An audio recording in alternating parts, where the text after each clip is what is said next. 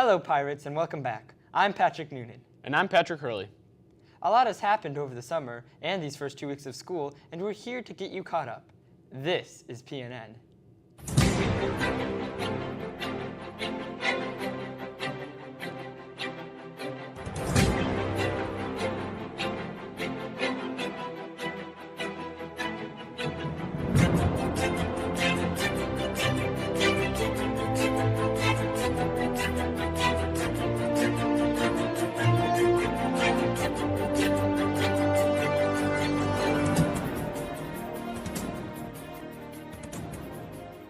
While many of us enjoyed our summer break by sitting at the beach and going on vacations, some of our middle school students were hard at work at this year's Invention Convention.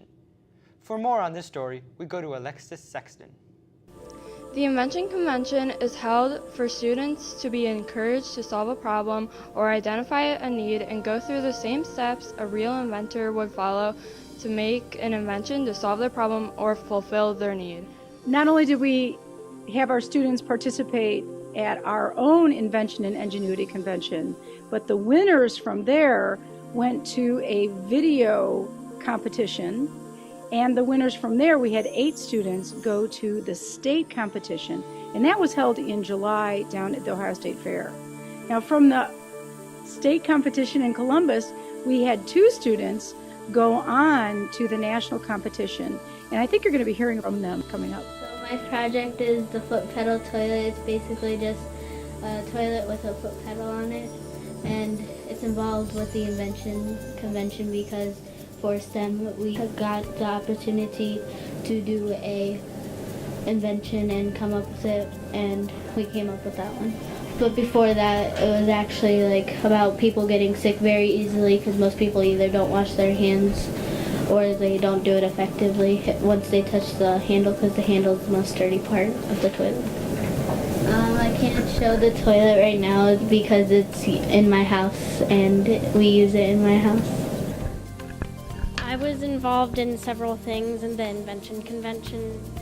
We went to the Ohio State Fair, as you might have known, and after we presented to the judges, we went to the Cardinal Hall, and we basically figured out who went to nationals, who won, and I ended up winning to the agriculture industry, 3rd place. My project was called Wintry Planter. Basically, it's where I'm trying to grow plants where they cannot be grown, and I failed 2 times.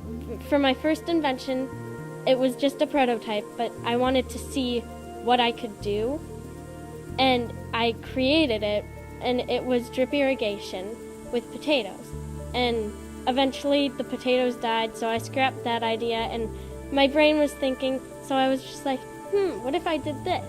So I fixed it up, and I was able to grow a tomato plant off of a potato plant. Congratulations to all our middle school students who participated. We're back in the swing of things for the new school year, but no one may be more excited for the first day of school than our incoming class of 2030. We caught up with some of those kindergartners and one of their teachers on the first day of school.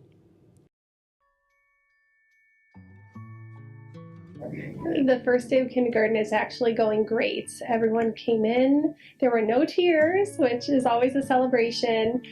They are excited. They are listening well. We've read a couple stories. Right now we're working on making a craft of a character from our story. I think it's a great day so far. I'm trying to think. I think last year I did have a couple tears. I'm very lucky that I have a mom that has come in for 3 years now on the first day to help me. So she's my person that will take, someone that's having a harder time and comfort them while I take the rest of the group and move on to the next activity so that we don't have a snowball effect, because that does happen too. We will be starting with letters and sounds, and then we'll move on to blending the sounds into words. We get started on writing right away and just starting with pictures and then labeling with a first letter, and we will be going all the way into reading books and writing fiction and nonfiction stories. Actually, first day went really well. We had a great, they came off the bus really well, the transition was real smooth, kids were really happy, the work they were doing when they were coming in, the coloring looked fantastic, so everyone was a really nice start to the day. Well, one of the tricky parts about kindergarten is the students come in with such a varying level of skill sets, and it's a big responsibility for the teachers to really kind of gauge where they're at and find work that's appropriate for each of them regardless of their level. And with our kind of veteran K staff, it's really not a problem for them, but it can be a big struggle for a lot of K classes. My favorite part is eating about food, and I like it. I like playing at recess.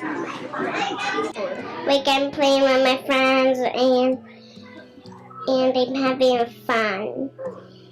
My favorite part about being a kindergarten teacher is the amount of growth that they make during the year. To come in where they are, some of them not knowing many letters and sounds, and then leaving as readers and writers is just amazing. Welcome to Perry Elementary, class of 2030. Coming up, it's a once-in-a-lifetime event, and the students at Perry were able to be a part of it. It's the solar eclipse of 2017. We'll be right back.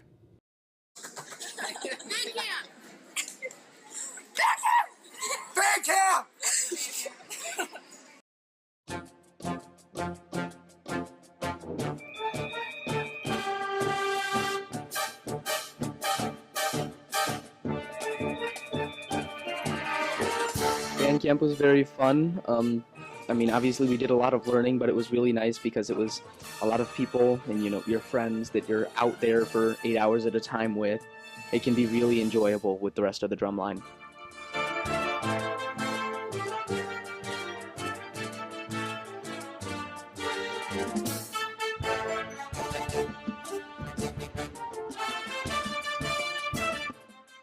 The thing I like about band camp is it's in the middle of the summer, you just get to have a bunch of fun with friends, and that there's a lot of stuff that goes around band camp that's not just band camp that you can do. Also, go trumpets!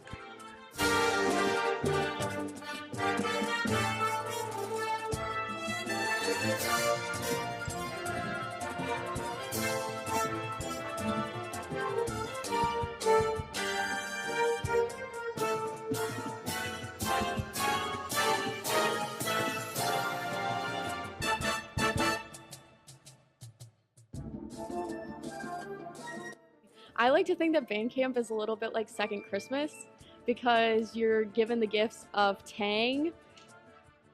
Tang is this delicious orange concoction that we drink at our many snacks and lunch breaks. And we also get nice tans that have lovely sock lines too. So I say 10 out of 10 would recommend. Band camp is great.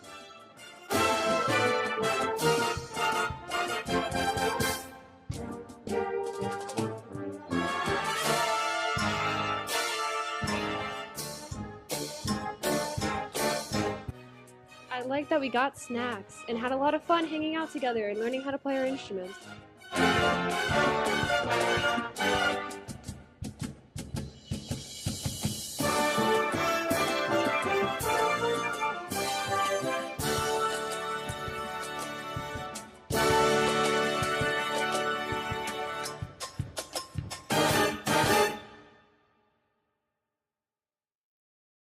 Welcome back. There are about 240 solar eclipses worldwide each century, but a total eclipse is a rare event that happens only every 375 years on average. And while we didn't have a total eclipse here in Perry, students were offered the opportunity to get a first-hand look at this countrywide event.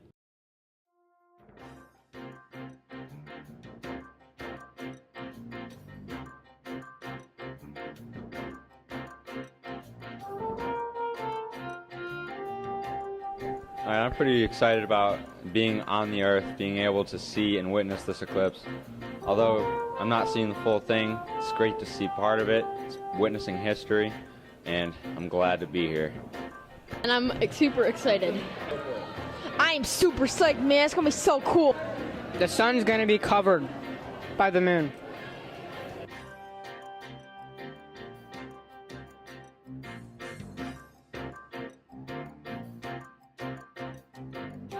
The eclipse looked really cool. The glasses really helped me see it. It didn't get super dark, but it looked nice. To say anything about the eclipse? What did you feel like? What was your experience like? I literally just sat outside in the parking lot and watched the moon cover the sun. This solar eclipse was so cool to watch, and I can't wait until 2024 to watch it again. That's all for this edition of Pirate Nation News. Don't forget to attend the tailgate party in the high school bus loop on Friday, August 25th at 5:15 p.m. And the Perry Community Days Festival takes place on August 26th and 27th at Lee Leidick Park. Thank you for watching PNN, and go Pirates!